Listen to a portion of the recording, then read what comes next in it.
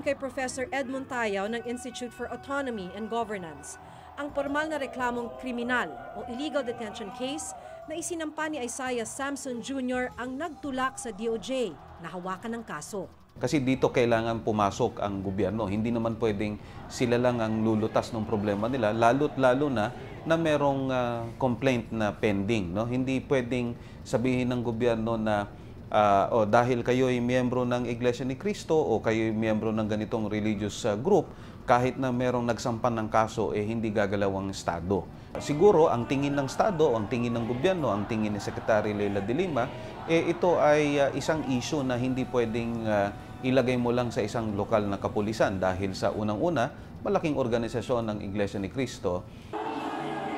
Pero the moment na may mga usapin na public good ay tinatamaan o kaya may batas na nilalabag, nasa posisyon ng gobyerno makialam. Hindi yon separation of the church and state. Assertion yon ng authority ng state sa kanyang domain.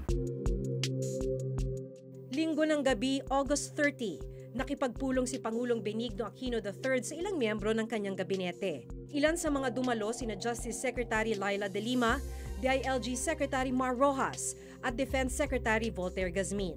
The President wanted to consult us about how do you deal with this situation so that it doesn't worsen into something that later on you may get unwieldy. Matapos raw makapagpaliwanagan ang pamahalaan at INC, tinapos na ng Iglesia ni Cristo ang 3 araw na pagtitipon sa EDSA. Ang mahalaga po, nagawa na namin ipakita at iparinig sa lahat ang Iglesia ni Cristo. Nagkakaisa kami, iisa ng Iglesia ni Cristo. So far, wala naman nakitang atrasan sa parehong side. Sabi ng Malacanang mismo, ginawa lang namin yung dapat gawin according to the law. Ayaw na natin mag-aaway, magkagulo pa, kinausap nila.